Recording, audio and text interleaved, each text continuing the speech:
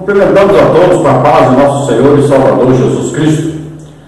Nós estamos aqui hoje gravando em São José dos Campos. Nós estamos aqui pregando o Evangelho. Estivemos este fim de semana aqui na Igreja Evangélica Assembleia de Deus e ali estivemos dando estudo sobre Escola Bíblica Dominical, sobre a participação da igreja na Escola Bíblica Dominical, e ali Jesus salvou 4 almas, curou mais de 20 pessoas, renovou o Espírito Santo, foi realmente uma bênção. E hoje nós estamos gravando aqui, nós estamos no hotel e não podemos gravar no estúdio que nós temos em nossa casa, então vai ficar um pouquinho diferente o programa. Nós pedimos aí perdão aos irmãos. Nós estamos iniciando então agora o último trimestre desse ano, 4º trimestre de 2018, e nós estaremos estudando um importante assunto, falando sobre as parábolas de Jesus. Se você deseja nos convidar para estarmos aí na sua igreja, entre em contato conosco. Nós damos palestras de várias coisas, sobre família, sobre EBD para professores, superintendentes, interessados, sobre EBO, Escola Bíblica de Obreiros, sobre evangelismo, sobre a missão no lar, sobre discipulado, sobre aí a parte das missões. Eu fui missionário, graças a Deus abrimos 8 igrejas. Então você nos convide, nós estaremos aí. Talvez você tenha aí um trabalho sobre dons do Espírito Santo para libertação, para curas, batismo do Espírito Santo. Então você pode nos convidar e nós estaremos aí com você na sua igreja. Entre em contato conosco. Você vê aí nosso e-mail, Henrique, henriquelhas@hotmail.com. E nós temos nosso telefone, que é TIM, e você entra em contato pelo WhatsApp ou pelo Telegram. Então o mesmo número aí, 99 é o DDD, eu moro em Imperatriz, Maranhão. Então 99, depois 991520454. Entre em contato conosco, nós estaremos aí com você. Nós pedimos aos irmãos que orem por nós. Nós estaremos aí na segunda semana, terceira semana de novembro, estaremos lá nos Estados Unidos, precisamos da intercessão dos irmãos. Vamos mostrar para você então a revista nova, quais as lições que nós vamos estudar durante este 4º trimestre de 2018. Nós temos aí como comentarista o pastor Wagner Tadeu Gabi, que é pastor presidente de Curitiba. Então, no 4º trimestre de 2018, nós estaremos estudando as parábolas de Jesus, as verdades e princípios divinos para uma vida abundante. Na lição número 1, que é a lição de hoje, estaremos estudando parábola, uma lição para a vida. Na lição 2, para ouvir e anunciar a palavra de Deus. Na lição número 3, o crescimento do reino de Deus. Na lição número 4, perseverando na fé. Na lição número 5, amando e resgatando a pessoa desgarrada. Na lição número 6, sinceridade e arrependimento diante de Deus. Na lição número 7, perdoamos porque somos perdoados. Na lição número 8, encontrando o nosso próximo. Na lição número 9, o perigo da indiferença espiritual. Na lição número 10, precisamos de vigilância espiritual. Na lição número 11, despertemos para a vinda do grande rei. Na lição número 12, esperando, mas trabalhando no reino de Deus. Na lição número 13, a humildade e o amor desinteressado. Na lição de hoje, então, estaremos estudando aí, lição número 1, parábola, uma lição para a vida. Nós vamos ver, então, no tópico 1, o que é parábola. Subtópico 1, conceito. Subtópico 2, distinção entre a parábola e outras figuras de linguagem. No subtópico 3, aplicação de uma parábola. No tópico 2, contexto social e literário. Subtópico 1, Galiléia no tempo de Jesus. Subtópico 2, Jerusalém no tempo de Jesus. No subtópico 3, contexto literário, os evangelhos. No tópico 3, concluir uma parábola. No subtópico 1, entendendo a narrativa como a síntese das experiências cotidianas. No subtópico 2, procurar as declarações explícitas e implícitas do agir de Deus no contexto literário. No subtópico 3, identificar a aplicação prática da parábola. Então, todos esses importantes assuntos estaremos estudando durante esse quarto trimestre de 2018.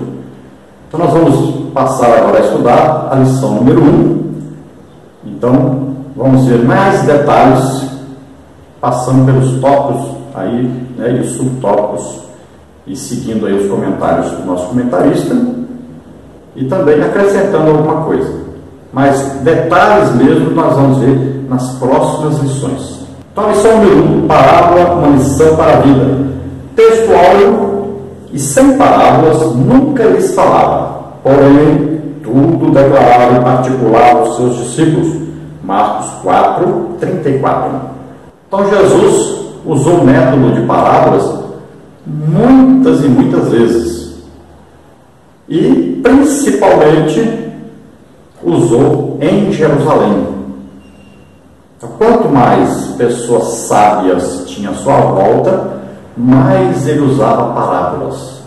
E como eles pensavam que eram muito inteligentes, muito sábios, então Jesus os fazia ficar confusos com as parábolas, porque eles acabavam descobrindo que tudo que tinha de ruim nas parábolas, Jesus estava dizendo era para eles mesmos, servia para eles. A aplicação era na vida deles, que eram apenas religiosos, mas não conseguiram reconhecer o próprio Filho de Deus que estava entre eles. Não conseguiram reconhecer a própria Escritura que eles mesmos ensinavam. E as Escrituras testificavam de Jesus. O sentido espiritual, a aplicação espiritual da parábola era dada aos discípulos em particular. Então, os discípulos perguntavam para Jesus e Jesus explicava para eles. E é assim que funciona no reino de Deus. Deus explica para quem quer entender, para quem procura entender, para quem busca entender. A verdade prática diz: as parábolas são uma forma instrutiva para se ensinar grandes lições, e delas podemos extrair as inspirações e os ensinamentos divinos para a vida cristã. Então, a instrução que Jesus dava aos discípulos era, muitas vezes, e principalmente através das parábolas. Eram instruções. Eles seriam a igreja, que seria iniciada depois da morte de Jesus e ressurreição, né? Ali no dia de Pentecostes. A partir dali nasce a igreja de Jesus Cristo, a igreja cheia do Espírito Santo, a igreja legítima, a igreja que pregava o legítimo evangelho. O legítimo evangelho é sempre acompanhado de sinais, prodígios e maravilhas. Nós temos visto hoje muita gente pregando o evangelho, mas não é o legítimo evangelho. É um falso evangelho. É um evangelho da religiosidade, mas não o evangelho que Jesus pregava. Não o evangelho que Paulo pregava, Pedro pregava, Estevão pregava, Filipe pregava. Não esse evangelho. Então, das parábolas nós podemos extrair, pegar, né, buscar e encontrar muitas coisas inspiradas por Deus, muitos ensinamentos inspirados, proveitosos para a nossa vida cristã. Vamos ver a leitura bíblica em classe, que está registrada aí no livro de Mateus, capítulo 13, do versículo 10 ao versículo 17, que diz assim: E, acercando-se deles os discípulos, disseram-lhe: Por que lhes falas por parábolas? Ele, respondendo, disse-lhes: Porque a vós é dado conhecer os mistérios do reino dos céus, mas a eles não lhes é dado. Porque aquele que tem, se dará, e terá em abundância, mas aquele que não tem, até aquilo que tem, lhe será tirado. Por isso, lhes falo por parábolas, porque eles, vendo, não veem, e ouvindo, não ouvem, nem compreendem. E neles se cumpre a profecia de Isaías, que diz: Ouvindo, ouvireis, mas não compreendereis. E vendo, vereis, mas não percebereis. porque o coração deste povo está endurecido, e ouviu de mau grado com seus ouvidos, e fechou os olhos, para que não veja com os olhos, e ouça com os ouvidos, e compreenda com o coração, e se converta, e eu o cure. Mas bem-aventurados os vossos olhos, porque veem, e os vossos ouvidos, porque ouvem. Porque em verdade vos digo que muitos profetas e justos desejaram ver o que vós vedes e não viram, e ouvir o que vós ouvis e não o ouviram. Então, capítulo 13 de Mateus, nós vamos aí ver várias parábolas, várias coisas que Jesus ensina através das parábolas.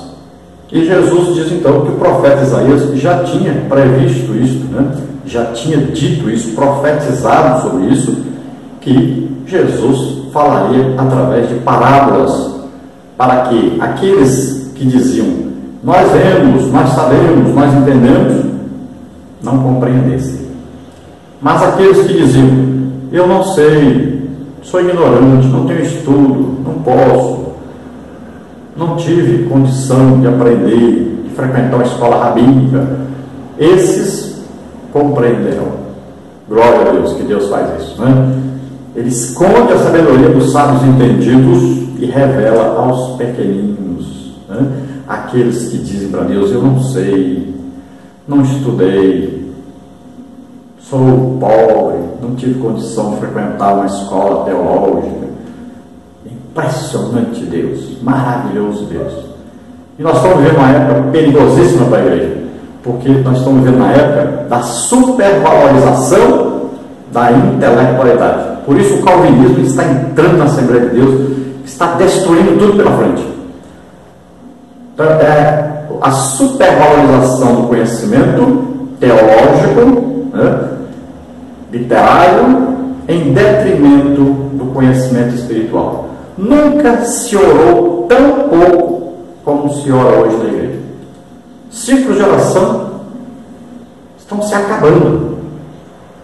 A igreja começou com um ciclo de oração todo dia. Hoje é só um dia por semana. Aqui em São Paulo, por exemplo, é assim, é um dia por semana só, ciclo de oração. Por incrível que pareça. Se você falar isso lá no Nordeste, eles falam, não acredito, não acredito. Mas é a verdade. Ciclo de oração masculino nem existe. Imagine, nem existe. São coisas que não dá nem para acreditar direito. Então, é o crescimento intelectual, mas é em detrimento do crescimento espiritual. Estão deixando a parte espiritual. Nunca se teve tão pouca gente batizada no Espírito Santo na Igreja Assembleia de Deus como temos hoje. Nunca foi assim. É um perigo que nós estamos correndo. Nós estamos aí incorrendo no erro de nos tornarmos no futuro igrejas reformadas, tradicionais, sem batismo do Espírito Santo, sem manifestação dos dons do Espírito Santo. É o risco que estamos correndo. E isso é um alerta para a liderança da Igreja Evangélica Assembleia de Deus. É um alerta para os pastores presidentes das Assembleias de Deus do Brasil. Procure o pastor presidente que tem um dom do Espírito Santo. Procure o pastor presidente que manda o aleijado andar, que olha o cego vê, o surdo ouve. Procure. É o caos na liderança da Igreja Evangélica do Brasil. Vamos ver a introdução da nossa lição aí, escrita pelo pastor comentarista da lição. Diz assim: quando estudamos as parábolas de Jesus com os corações abertos e dispostos a aprender como discípulos verdadeiros, em busca de sabedoria e entendimento das verdades espirituais profundas, nos deparamos com as sábias lições que Ele nos deixou para sermos bem-sucedidos em nossa vida aqui no mundo. Estudar este conteúdo, como disse Jesus aos seus primeiros discípulos, é um privilégio. Bem-aventurados são os olhos que veem o que vós vedes, pois vos digo que muitos profetas e reis desejaram ver o que vós vedes e não viram, e ouvir o que ouvis e não o ouviram. Lucas 10, 23 e 24. Assim, as palavras do Senhor possuem preciosas promessas de bênçãos para todos quantos acolhem sua mensagem e se dispõem a compreender as verdades que elas ensinam. Então veja como nós vamos nos aproximar então das parábolas, como nós vamos estudar esse trimestre sobre as parábolas. Aqui diz bem claro, olha, nós temos que ter o quê? Corações sinceros, humildes, dispostos a aprender, em busca de verdades espirituais. E essas verdades são profundas, ou seja, estão dentro de poços que precisam ser cavados e depois precisam de ser explorados. Tem que buscar lá no fundo. A água está lá, mas tem que ser buscada, tem que ser pega, né? Tem que trazer no balde, não vem tudo uma vez só, vem no balde e vai chegando. Quanto mais você busca, mais tem, nunca se acaba. É assim que acontece, né? É uma fonte inesgotável.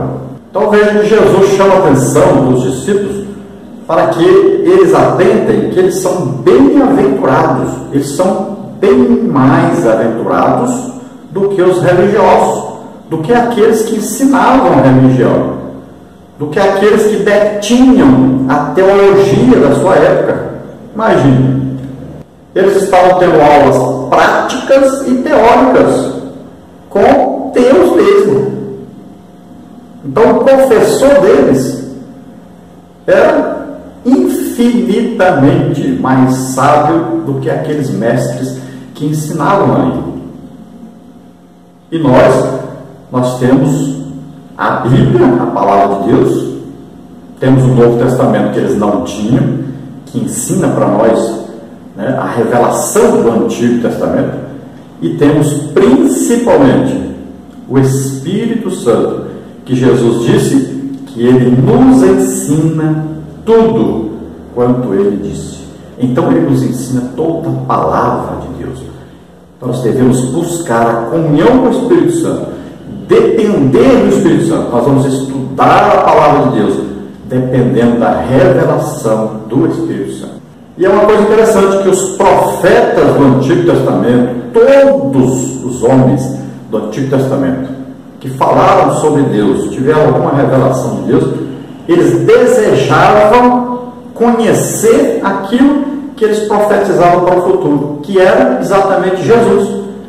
E os discípulos estavam tendo esse grande privilégio. Ali estava Jesus, o cumprimento da lei e dos profetas. Que coisa maravilhosa. Vamos ver agora a parte número 1, que tem como título o que é parábola. Subtópico 1, conceito. Subtópico 2, distinção entre a parábola e outras figuras de linguagem. Subtópico 3, aplicação de uma parábola. Subtópico 1, então, conceito.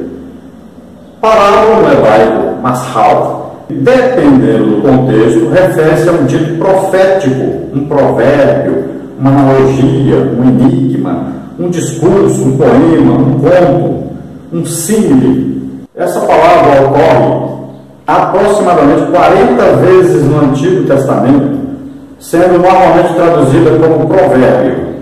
A palavra grega traduzida como parábola no Novo Testamento é parabolé, ou ao lado de, com o sentido de comparar, como ilustração de alguma verdade ou ensino. Nesse sentido, torna-se um instrumento didático. Ela é usada 50 vezes no Novo Testamento, sendo 2 para indicar uma fala figurativa e 48 vezes traduzida no singular ou no plural, sempre se referindo às histórias de Jesus. Em síntese, parábola significa literalmente comparação e, como tal, comumente utilizada para indicar uma história breve, um exemplo esclarecedor para ilustrar uma verdade. Então, muitas vezes pode ser usada para falar a palavra figura, né? Ou ilustração, ou alegoria. Então, a parábola é usada para que uma verdade seja dita, mas seja dita de uma maneira que a pessoa, ao ouvir, vai ter que interpretar o que está sendo dito.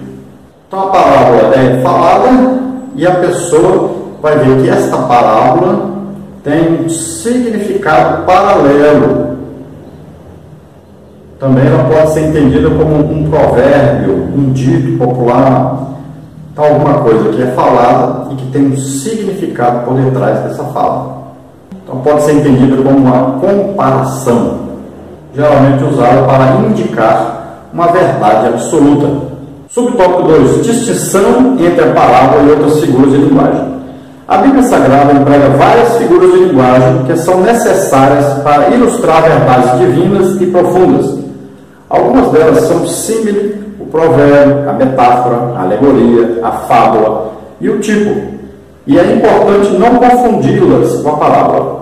É oportuno destacar que a parábola também não é um mito, tendo em vista que ele narra uma história como se fosse verdadeira, mas não adiciona nem a probabilidade e nem a verdade. Já a parábola ilustra verdades por meio de símbolos. O campo é o mundo, o inimigo é o diabo, a boa semente são os filhos do rei, etc. Então, símile, provérbio, metáfora, alegoria, fábula, tipo, né? Nós estudamos no trimestre passado, nós vimos aí a tipologia bíblica. Então, a Bíblia usa muito essas figuras de linguagem. Agora, não confunda essas aí com a parábola. E nem pense que a parábola é um mito. Mito é uma coisa que a pessoa fala exageradamente, né? Sabendo que não é verdade absoluta isso que ele está falando, né? Então é colocado alguma coisa ou alguém como um mito, mas esse alguém não é Deus, não é perfeito como Deus, né? E não é a verdade absoluta. Então isso nós temos que saber. A parábola não, a parábola ela se refere a uma verdade realmente comprovada. Agora, a palavra é usada, então, para se chegar a essa verdade. Então, Jesus, quando conta a palavra e diz, o campo é o mundo, então, é verdade, né? O mundo todo está sendo comparado com o campo. Então, não está contando uma mentira, não está inventando uma história a respeito do mundo. Está se comparando, porque na hora de falar do mundo inteiro, que nós podemos colocar num campo que é um espaço menor para a pessoa compreender, mas ele vai significar o mundo inteiro. Quando Jesus fala que o inimigo é o diabo, né? Lá na plantação, né? O diabo que plantou isso, que colocou o joio no meio do trigo, né? Então, quando Jesus fala que o inimigo é o diabo, então ele está o quê? Ele está falando uma coisa, uma plantação, e agora revelando que no reino espiritual o significado é esse inimigo é o diabo. Então Jesus vai fazer o quê? Ele vai contar uma parábola a respeito de uma coisa que acontecia no contexto judaico, agora tendo como significado no reino espiritual o que acontecia no reino espiritual. No tópico 3, aplicação de uma parábola. Ao se dirigir aos discípulos e aos fariseus, seus adversários, Jesus adotou o método de ensino por parábolas com a finalidade de convencer aqueles e condenar estes. Em Mateus 13:10, os discípulos perguntaram a Jesus o porquê de ele falar de parábolas. Jesus usava esse método em razão da diversidade de caráter, de nível espiritual e de percepção moral dos seus ouvintes. Mateus 13:13. Em Marcos 4:10-12, ao ser inquirido sobre o uso de parábolas, Jesus respondeu que as usava nos seus ensinamentos por duas razões distintas: para ilustrar a verdade para aqueles que estavam dispostos a recebê-la e para obscurecer a verdade daqueles que a odiavam. Assim, para que a parábola seja explicada e aplicada, primeiramente é indispensável examinar sua relação com o que a precede e a segue e descobrir, com base nisso, antes de qualquer outra coisa, a sua ideia principal. Então é importante saber que na parábola existe aí um objetivo, uma ideia principal. Então a pessoa vai escutar a parábola, ela precisa detectar esta ideia principal, que é aí, vamos dizer assim, é o tronco, né, da parábola, é o objetivo da parábola. Se não descobrir isso, então a pessoa não entenderá a parábola. Jesus contava uma parábola, eles já sabiam que Jesus iria atacá-los, que Jesus iria dar um ensino a eles, uma correção a eles. Porque se eles não soubessem isso, então não adiantaria nada Jesus falar. Então eles prestavam atenção na palavra para ver o que ele gostaria de dizer, o que ele estava querendo dizer para eles, qual ataque ele estava dirigindo a eles. Então a palavra vinha com um objetivo duplo. Ela ia instruir os discípulos, aqueles que queriam entender, que queriam seguir a Jesus, mas também ela tinha um outro lado. Ela iria atacar os inimigos. Ela iria condenar os inimigos de Jesus. Então, entre os ouvintes de Jesus, haviam muitas pessoas simples, haviam muitas pessoas sem estudo, sem conhecimento teológico, mas haviam também aqueles que tinham um alto conhecimento teológico. E ele tinha que atingir a todos. Então, ele atingia com verdades, trazendo salvação àqueles que não tinham muito conhecimento, e trazia condenação àqueles que tinham muito conhecimento teórico, mas não tinham conhecimento prático. Então as parábolas traziam ensino bom para aqueles que queriam servir a Deus, mas traziam ensino ruim, condenativo àqueles que não queriam obedecer a Deus, que não tinham amor realmente em seus corações. Olha que coisa interessante. Eles disseram assim: olha, ele é chamado Nazareno, então ele não pode ser o Messias. Mas eles nunca perguntaram para Jesus: onde você nasceu? Olha outra coisa interessante. Chegaram os astrólogos em Jerusalém, pensando que Jesus tinha nascido lá. Então foi inquirido dos sábios, dos religiosos, onde Jesus nasceu. E eles descobriram na palavra de Deus que era em Belém que ia nascer o Messias. Mas quem é que foi para Belém com os astrólogos? Ninguém. Nenhum dos religiosos. Eles mesmos disseram que é lá que nascia o Salvador, o Messias. Mas eles não foram para lá para averiguar, para ver se era verdade, se tinha nascido mesmo ou não. Tópico 2. Contexto social e literário. Subtópico 1, Galileia no tempo de Jesus. Subtópico 2, Jerusalém no tempo de Jesus. Subtópico 3, contexto literário, os evangelhos. Subtópico 1, então, Galileia no tempo de Jesus. A Galileia compreendia todo o território ao norte de Samaria até o Monte Líbano, estendendo-se de leste a oeste, entre o mar da Galileia e o mar Mediterrâneo e Fenícia. Situava-se nas grandes rotas comerciais que cruzavam o Oriente Próximo, e muitos estrangeiros atravessavam a área.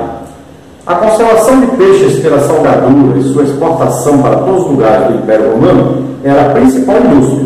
Era uma região muito mais próspera que a Judéia e abrigava uma grande população.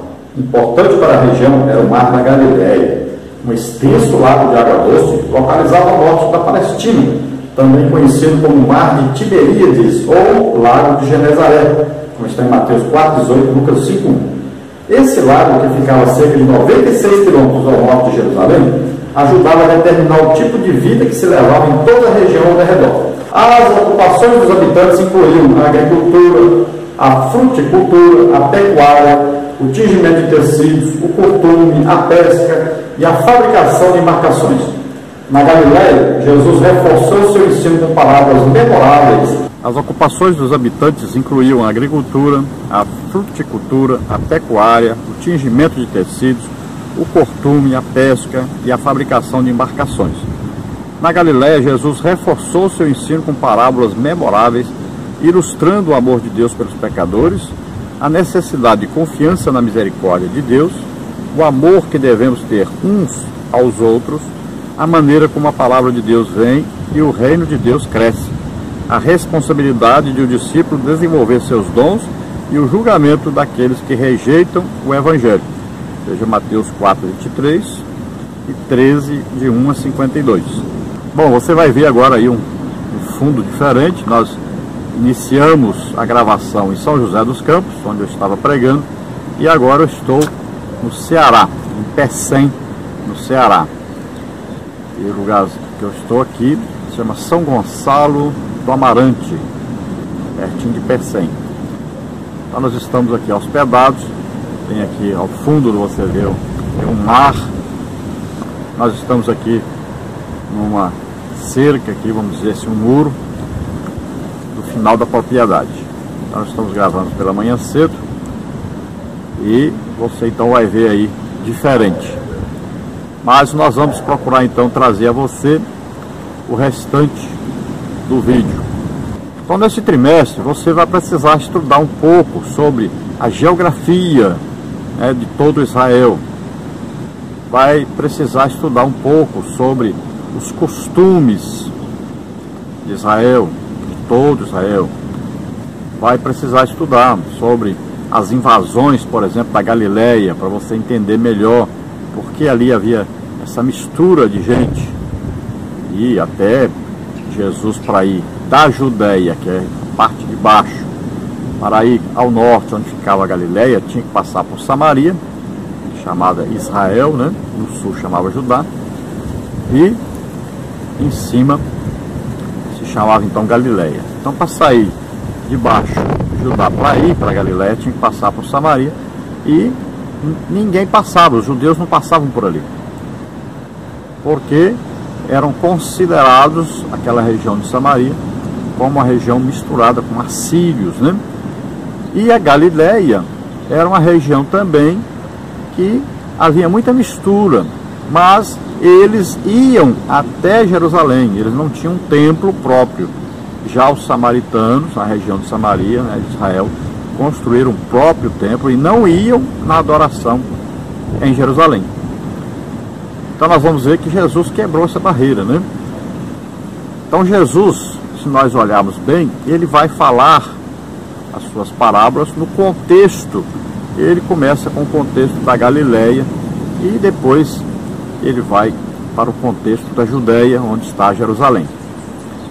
Então nesse contexto da Galileia nós temos que entender o seguinte: Jesus viveu na Galileia, né? Sua família morava ali. Nazaré pertence à Galileia. Jesus morava ali. José, muito provavelmente, como carpinteiro, fabricava barcos, porque o mar da Galileia era próximo, né? A gente fala mar, mas na verdade é um grande lago, chamado Lago de Genezaré. Por quê? Porque era em formato de uma harpa, por isso que tem esse nome. Então esse mar, ele também é um mar que de repente ele fica um mar bravio e de repente fica calmo. Então as intempéries ali, né, são assim inconstantes. E nós sabemos que aquela região é a região que era a região mais rica de Israel. Porque era aquela região que produzia a grande maioria da alimentação de todo Israel. E ali produzia trigo, ali produzia figos, né? Mel, ali tinha muito gado, porque tinha pastagem. Então era uma região especial, ali tinha indústria de várias coisas, manufaturadas, é claro. Mas era uma região que produzia muito, principalmente então na área agrícola. Então era uma região importante e todos compravam alguma coisa da Galileia. Então, além de a agricultura ser muito produtiva, eles possuíam o mar da Galileia, o Lago de Genezaré, e, por consequência, também tinha o quê? Muitos peixes, né? Então, além de muitos peixes, que eram alimentação básica em Israel, também tinha o trigo, que era alimentação básica, tinha o leite, que era alimentação básica, tinha o mel, que era alimentação básica, porque tinha muitas flores na região, né? Produzia muito mel, e também na região tinha sal, que era muito importante, tanto na região da Galileia tinha, como no Mar Morto, lá ao sul de Israel, também tinha. Então olha só que era uma região importantíssima e que todo Israel tinha que comprar alguma coisa da Galileia. Lembrando que Jesus foi chamado Galileu, né? Era conhecido como Galileu. E a profecia a respeito de Jesus dizia que ele seria chamado realmente de Galileu, viria da Galileia. O profeta Jonas era dessa região da Galileia. Nessa região, Jesus falou sobre o amor de Deus, falou sobre a misericórdia de Deus, falou sobre o crescimento, né, do ministério de cada um, do desenvolvimento dos dons, e também falou do julgamento daqueles que não obedecem ao Evangelho.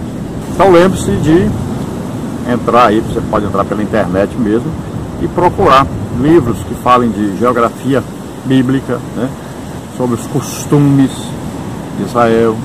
Então é importante você pegar e estudar um pouco isso. Vamos ver então aí o subtópico 2, que diz o seguinte.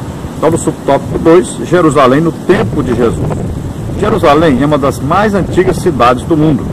É a mais sagrada cidade da Palestina e tem existido como cidade e como capital, além de lugar sagrado, há mais de 3.000 anos.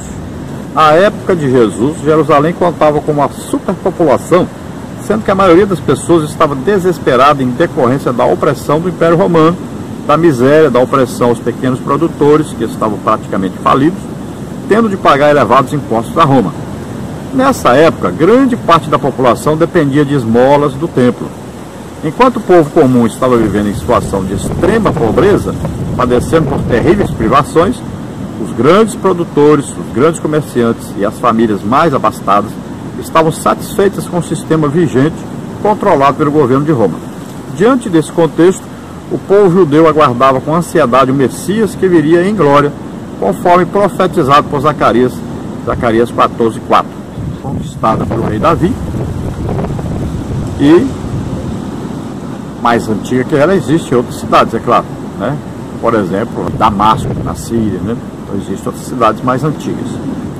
Mas Jerusalém, com a sua importância, não tem nenhuma cidade que pode superar Jerusalém, porque Jerusalém é considerado o centro do mundo. Se Jerusalém está em paz, então isso traz paz para todos os cristãos do mundo inteiro. Então a influência é muito grande. Quando Jerusalém está trazendo muitos dos seus filhos, né, seus descendentes judeus, de todo mundo para lá, então são profecias sendo cumpridas. Então tudo que acontece ali é um relógio, é um termômetro. Tudo tem a ver com a volta de Jesus. Tudo tem a ver com o que está escrito na Bíblia para nós. Então é importantíssimo. Esta cidade hoje está aí dividida entre árabes, né, e judeus, e é claro, os visitantes do mundo inteiro. Recentemente nós sabemos que o presidente dos Estados Unidos, né, passou de Tel Aviv, que é a capital oficial de Israel, passou de lá a embaixada americana para Jerusalém. E temos também no Brasil um candidato que prometeu também passar a embaixada brasileira para lá. É uma cidade importantíssima, Jerusalém, e você deve procurar nesse trimestre estudar bastante sobre essa cidade. É uma coisa interessante que a Bíblia fala para nós, que nós devemos orar por Jerusalém, nós devemos orar pela paz em Jerusalém, devemos interceder a Deus por Jerusalém. Então sempre que você puder, faça isso.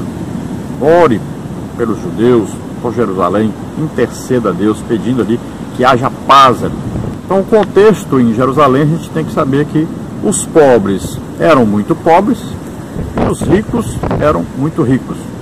E a classe sacerdotal era muito rica porque arrecadava dinheiro tanto de Israel quanto de todas as nações, porque vinham prosélitos, né?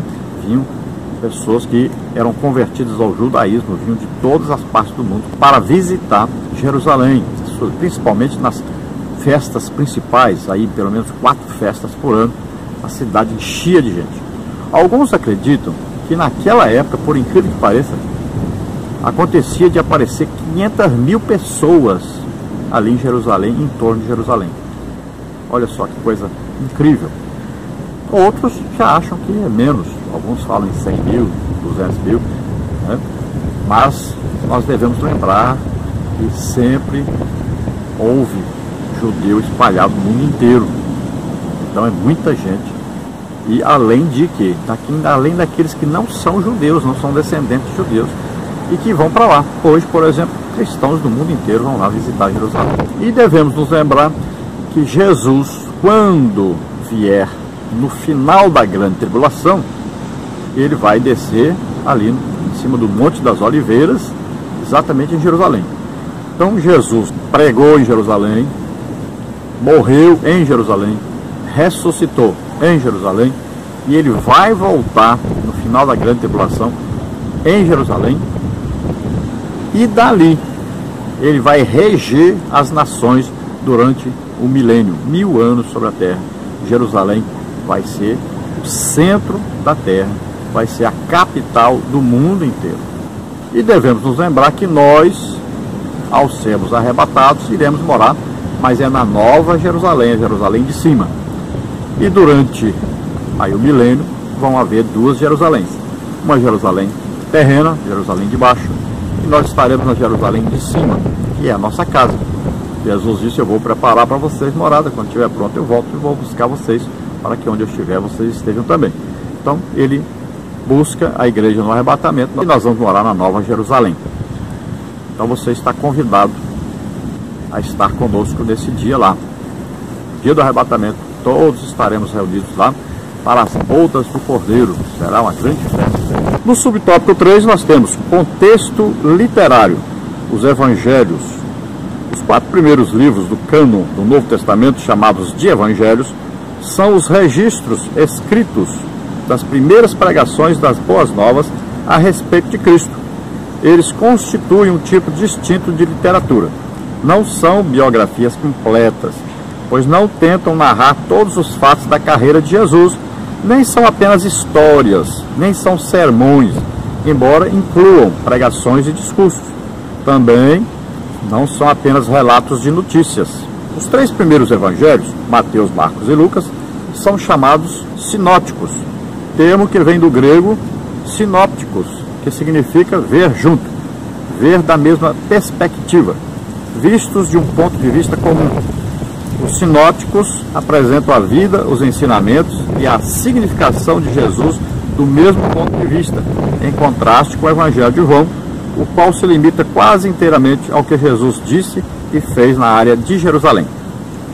Então, os 4 primeiros livros do Novo Testamento, né, foram o quê? Era a reunião feita, né, para decidir quais os livros seriam incluídos para se fazer uma Bíblia, e se tomou a decisão que esta Bíblia, no Novo Testamento, seria iniciada então com os 4 evangelhos, que são o quê? Os escritos, né?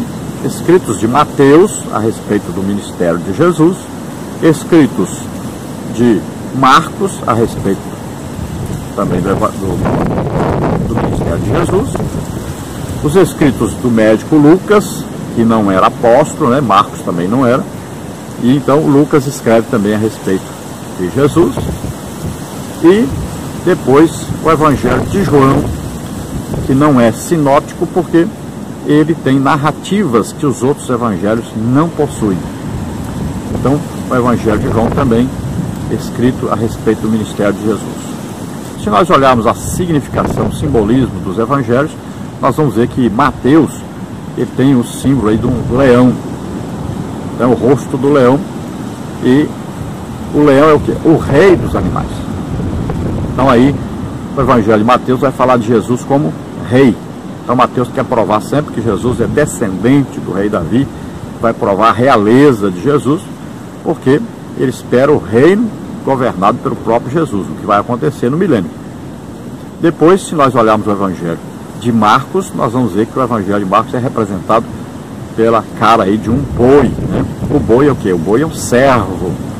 Então Marcos vê Jesus como um servo, aquele que veio para servir, aquele que veio para trabalhar pela salvação de todos os homens. Vê Jesus como humilde, né? E nós podemos ver aí no Evangelho de Lucas, representado pela cara de um homem. Procura mostrar Jesus como homem, descendente, né, do rei Davi, mas filho de Maria. Tanto é que Lucas escreve sobre a infância de Jesus, o nascimento de Jesus, mais detalhadamente. E ele vai querer provar então que Jesus estava na terra como homem. É o que está escrito na Bíblia, se fez em tudo semelhante a nós. Então Lucas escreve sobre a humanidade de Jesus. E nós vamos ver no Evangelho de João, que do seu lado mais espiritual, mais íntimo, João era o mais íntimo de Jesus. Então é representado aí pela cara de uma águia, esse Evangelho de João, que é a águia que sobe mais longe, né? Mais próximo do céu, mais próximo, assim, vamos dizer, a gente pode falar fisicamente, né? Seria de Deus, embora Deus não é físico, né? Deus é espírito, mas a águia representa essa proximidade, então, maior com Deus. Então o Evangelho de João mostra essa proximidade, essa intimidade, essas coisas mais espirituais. Os evangelhos chamados sinóticos, ou evangelhos que falam muito da mesma coisa, com palavras diferentes, que se completam, então são chamados aí sinóticos, parecidos, né? Então evangelhos que têm assim a mesma perspectiva para explicar o ministério de Jesus. Então combinam mais coisas também, né, entre si. Então esses evangelhos são aí Mateus, Marcos e Lucas. Então nós vamos ver que nos sinóticos fala do ministério de Jesus mais fora de Jerusalém, e no Evangelho de João fala de Jesus assim mais no ministério dentro de Jerusalém, da cidade de Jerusalém e arredores ali pertinho. Tudo isso nós estamos falando na primeira lição, porque nas outras lições você vai ver que era importante aprender isso. Então nós temos que ter uma base primeiro para depois entrarmos no estudo propriamente dito das parábolas. No tópico 3, como ler uma parábola? Subtópico 1, entendendo a narrativa como a síntese das experiências cotidianas. Subtópico 2, procurar as declarações explícitas e implícitas do agir de Deus no contexto literário. E subtópico 3, identificar a aplicação prática da parábola. Subtópico 1, então, entendendo a narrativa como a síntese das experiências cotidianas. Uma das questões mais importantes ao ler uma parábola é procurar entender os elementos culturais operados em cada uma delas, pois apesar de elas serem uma síntese das experiências humanas, são histórias contadas a partir de outra cultura e tempo. Torna-se impossível entender as parábolas sem vinculá-las ao seu contexto social, pois elas se referem a experiências de pessoas que viveram na época de Jesus. Para tanto, torna-se necessário identificar a conexão com as estruturas daquela sociedade. Quase um terço dos ensinamentos de Jesus foi realizado através de parábolas. Ele contou parábolas sobre a natureza, como está em Mateus 13, 24 a 30, trabalho e salário, como está em Lucas 17, 7 a 10, e até sobre casamentos e festas, Mateus 25, de 1 a 13. Jesus não falava de forma genérica acerca da busca de Deus pelo perdido, mas sempre através de histórias de experiências cotidianas, tais como a história sobre uma mulher que perdera uma de suas 10 moedas de prata e que não descansou até encontrá-la, como está em Lucas 15, de 8 a 10. Então, para estudarmos as parábolas, nós temos que entender um pouco da cultura, né? Temos que estudar a cultura do povo judeu, principalmente porque na época de Jesus, para nós podermos compreender. Então, os costumes, né? Tipo aí de roupa, de comida, né? Onde dormiam, que hora oravam, o que comiam, quais eram aí as experiências que eles tinham no seu viver diário, quais eram ali os escritores preferidos, né? O que eles liam, o que eles sabiam mais ali que está acontecendo ao seu redor. Naquele tempo não tinha tecnologia.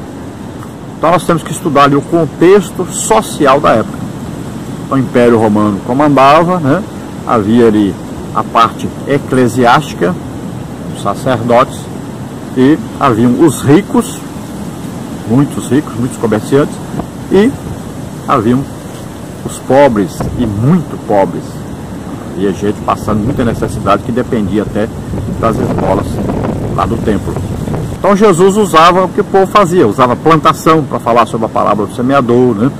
Casamento para falar aí sobre as 10 virgens, usava aí o dia de trabalho para falar a parábola dos trabalhadores, né? Da vinha.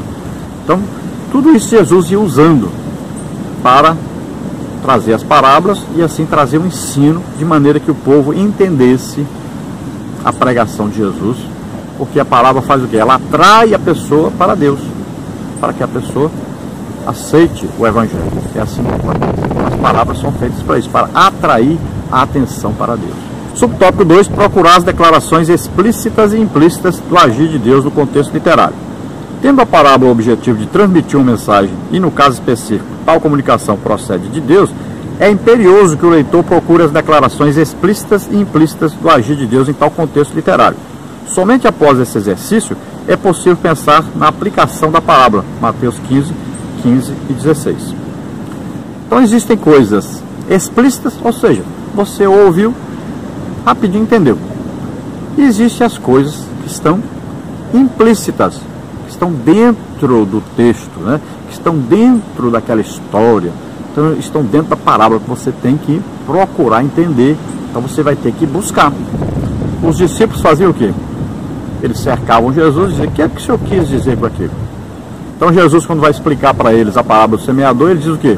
A semente é a palavra de Deus. Olha aí, agora desvendou, né? Quando Jesus fala da semente sendo semeada, eles não entenderam. Pensaram apenas em quê? A cabeça deles viu o quê? A agricultura, uma plantação. Mas não entenderam o sentido, o que Jesus estava querendo dizer. Mas quando eles perguntam para Jesus, que Jesus disse: olha, a semente é a palavra de Deus, pronto. Agora vai dar para entender, né? Então as coisas são assim, as parábolas são assim, você precisa procurar entender, tem que buscar, querer, desejar, senão não vai conseguir entender. O objetivo da parábola está lá, dentro da parábola.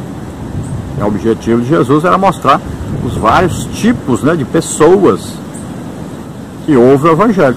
Então, tem os que tanto faz, tem os que até gostam, mas não guardam, tem aqueles que guardam e depois as coisas do mundo da vida sufocam, e tem aqueles que aceitam realmente. Uns produzem muito, outros produzem pouco, mas é a boa terra, né?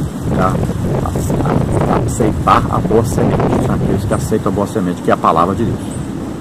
Subtópico 3, identificar a aplicação prática da parábola. Uma vez que a maneira predileta de Jesus ensinar era através de parábolas, tais textos contêm lições profundas e de aplicação prática no campo da ética e da vida espiritual das pessoas. Por meio de suas parábolas, Jesus levou aos seus ouvintes a mensagem de salvação, conclamando-os a se arrependerem e a crerem. Aos crentes, desafiava-os a colocarem a fé em prática, exortando seus seguidores à vigilância. Quando seus discípulos tinham dificuldade para entender as parábolas, Jesus as interpretava, como está em Mateus 4, 13 a 20. Assim, uma boa maneira de identificar a aplicação prática de uma parábola é fazer as seguintes perguntas: para quem a parábola foi contada? Por que a parábola foi contada? Qual é a moral da parábola? Existe algum ponto culminante na parábola?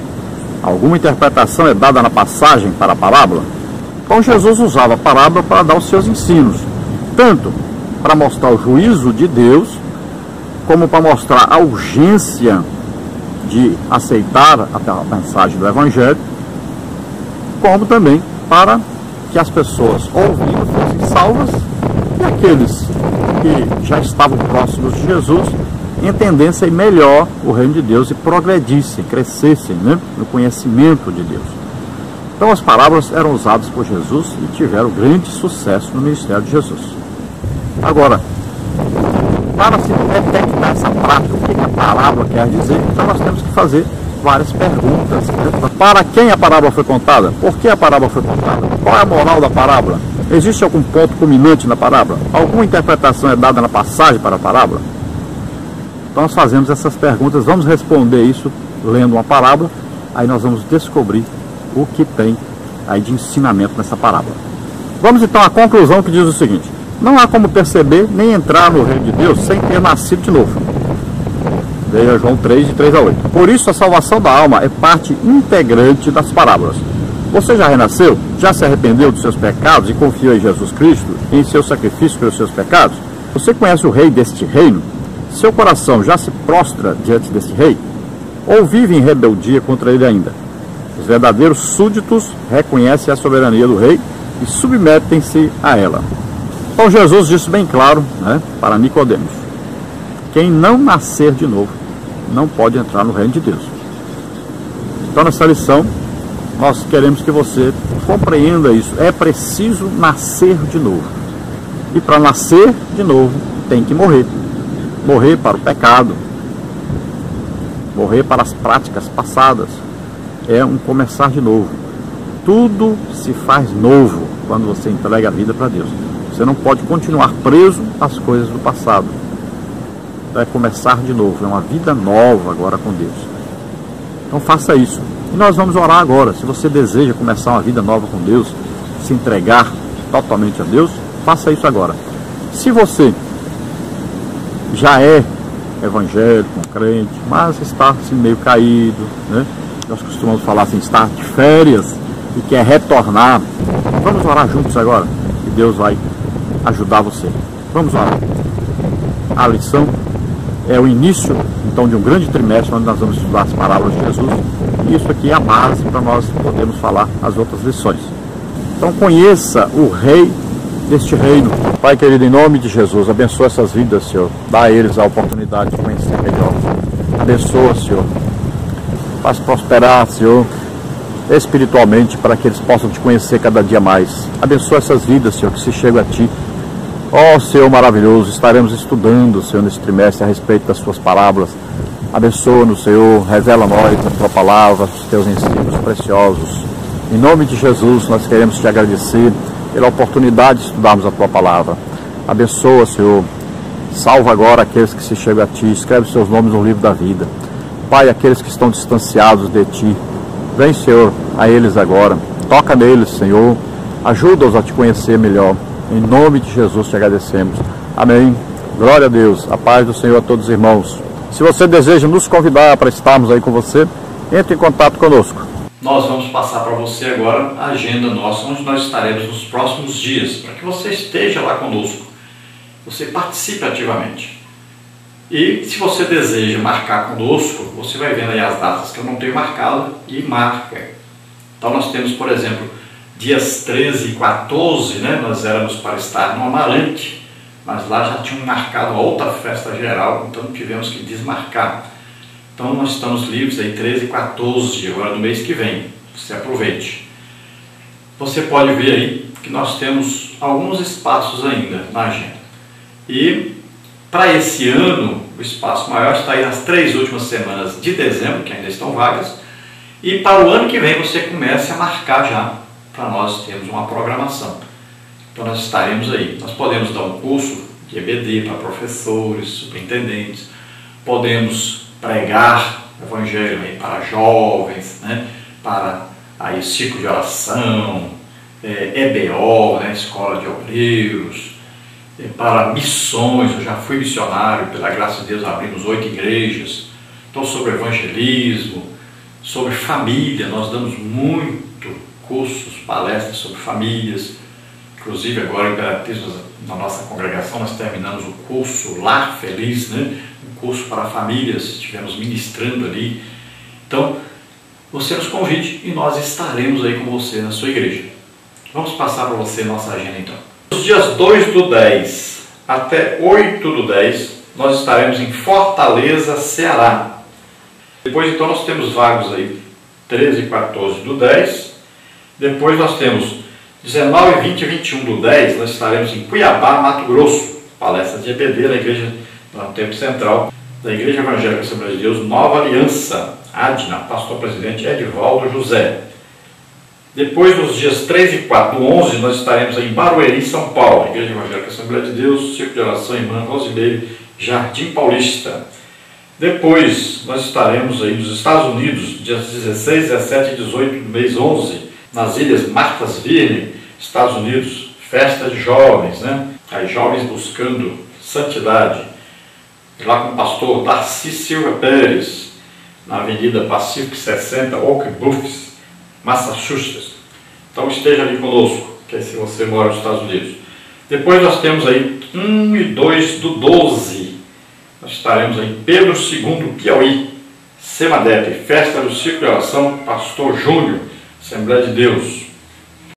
Vem pra EBD, vem pra EBD, vem pra EBD para aprender. Vem pra EBD, vem pra EBD, vem para para aprender. Vem pra EBD, vem pra EBD, vem pra EBD, vem pra EBD, vem para aprender. Escola Bíblica Dominical, domingo de manhã é muito legal. Venha e traga a sua família, você vai crescer aprendendo com a Bíblia. Escola Bíblica Dominical, domingo de manhã é super legal. Venha e traga a sua família, você vai crescer aprendendo com a Bíblia. Vem pra EBD.